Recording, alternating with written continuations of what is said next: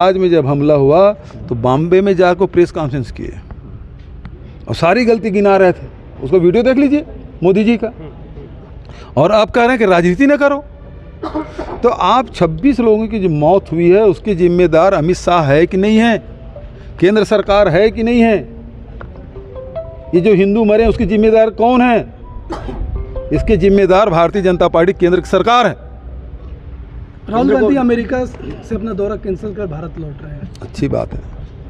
इतनी बड़ी घटना हुई है, पूरे देश और दुनिया अचंभित है कि जो सुरक्षा के इतने दावे कर रहे थे और आसानी से कितने आतंकी थे, कोई बता पाया अभी तक कि कोई मीडिया?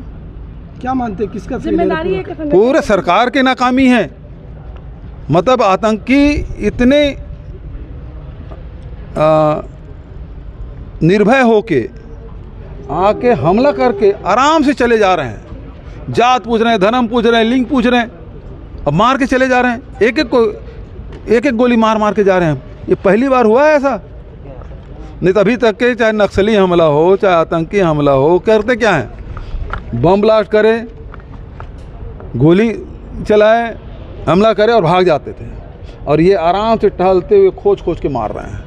और तब तक किस सरकार को पता नहीं कैसे देश की सुरक्षा करेंगे। इन हाथों में देश सुरक्षित नहीं है। जैसे ही सरकार आई थी छत्तीसगढ़ में, विष्णुदेव साय की सरकार आने के बाद बांग्लादेशियों के बड़े पैमाने पर टारगेट किया गया। कहा गया कि पश्चिम बंगाल के जितने बॉर्डर के हैं कुछ बांग्लादेशियों को पकड़ा भी गया, पूछताछ की गई, लेकिन वो सब जो ठंडे बस्ते में चले गए। आप कितने बांग्लादेशी पकड़ा है सरकार को देखिए, आंकड़ों को लेकर कुछ बोलेंगे क्या? जिस राज्य में चुनाव होता है वहाँ रोहिंग्या आ जाते हैं, वहाँ घुसपैठिए आ जाते हैं। जब छत्तीसगढ़ का चुनाव हो रहा था तो छत्तीसगढ़ में आया, आरोप आप लग रहा था। फिर झारखंड में आया, अब बंगाल पे आ रहा है।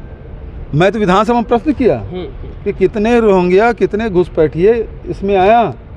पिछले सत्र में पूछा था और इस सत्र में पूछा, तब बोलते जानकारी एकत्रित की जा रही है। 1.5 साल बीत गया इस सरकार को बने। बताया सरकार कितने रोहिंग्या पकड़े, कितने घुसपैठिए आए, बताया सरकार? अभी तक आंकड़े नहीं बता पा रहे हैं। और निकालने क्या कार्रवाई करें? जब चिन्हित ही नहीं कर रहे हैं तो केवल आप राजनीति करते हो, केवल हिंदू मुस्लिम बांटते रहो, लोगों के वोट लेते रहो। ये आपका षड्यंत्र है। जो हिंदुओं की बात करते हैं, हिंदू सुरक्षित नहीं इस देश में, तभी 26 लोग मारे गए हैं। ये अमित शाह की नाकामी है, उसको तत्काल इस्तीफा देना चाहिए। पश्चिम बंगाल में जो घटना हुई है, क्या ये पश्चिम बंगाल में जो हिंसा हुई है पश्चिम बंगाल में बिल्कुल गलत है, बिल्कुल गलत है। हिंसा के पक्ष में कांग्रेस पार्टी कभी नहीं रही। किसी प्रकार की हिंसा हो, हम महात्मा गांधी के मानने वाले हैं, गुरु घासीदास के मानने वाले हैं, कबीर और गुरु नानक देव के मानने वाले हैं। हिंसा के पक्ष में हम लोग कभी नहीं है। अब सवाल इस बात का है कि आज संविधान खतरे में है। संविधान से इतर जाके भारतीय जनता पार्टी उसकी सरकार का कार्रवाई कर रही है। ये बेहद दुर्भाग्यजनक है। जिस प्रकार से निशिकांत दुबे का बयान आया और जो संवैधानिक पद में बैठे हुए धनखड़ साहब, उसके जो बयान आए हैं, अब ये तो उसी बयान से जोड़ा जा सकता है जो उस समय कहते थे ना, अब की बार 400 पार। क्यों 400 पार? क्योंकि हमको संविधान बदलना है। तो अब इस प्रकार से नागरिकों के अधिकार छीनने का षड्यंत्र सरकार का। जिस प्रकार से छत्तीसगढ़ में बीजेपी कह रही है 2026 में नक्सल मुक्त कर देंगे, तो क्या लगता देश में भी कोई ऐसा होना चाहिए कि आतंकवाद मुक्त? भाई ये तो जिस समय नोटबंदी लगाए थे, बोले कमर टूट जाएगी नक्सलियों के, आतंकवादियों के। कल की घटना ने बता दिया। हुआ क्या? नोटबंदी के बाद, 370 के बाद। और पुराना आप बयान निकाल के देख लीजिए, ननकी राम कंवर ने क्या कहा था जब पहले गृह मंत्री बने, तो 6 महीने के भीतर में नक्सलवाद समाप्त कर देंगे, बोला था उन्होंने। ये बात सही है कि पूरे देश से नक्सलवाद कमज़ोर होता जा रहा है। हमारे प्रदेश में भी बस्तर में जो नक्सली घटनाएं थी, हमारे शासनकाल में भी कमी आई।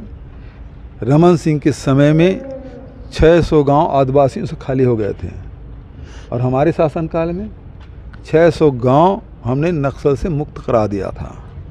ये फ़र्क है। अमित शाह ये कह रहे हैं कि जो गांव नक्सल मुक्त होगा उस गांव को 1 करोड़ रुपए देंगे। लालच दे रहे हैं सीधे।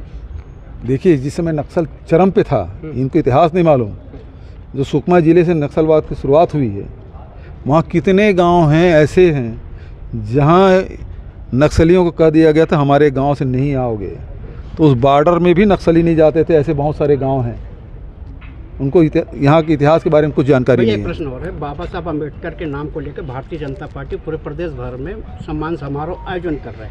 आज भिलाई में भी आयोजित हुआ। एक बड़े नेता ने कहा है कि कांग्रेस पार्टी 75 साल में बाबा साहब के संविधान का धज्जिया उड़ा दिया। बाबा साहब के लोग का सम्मान दिए। जिस समय संविधान लागू हुआ उस समय रामलीला मैदान में ये विश्व हिंदू परिषद और जनसंघ के लोग बाबा साहब अम्बेडकर और पंडित नेहरू के पुतला जलाए थे।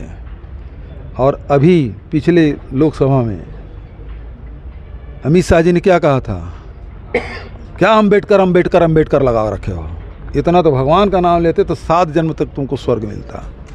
तो उनके शीर्ष नेता जब इस प्रकार की बात कर रहे हैं तो ये लोग केवल लोगों को गुमराह करने के लिए, इनके दिल में गोट से बसते हैं, संविधान नहीं।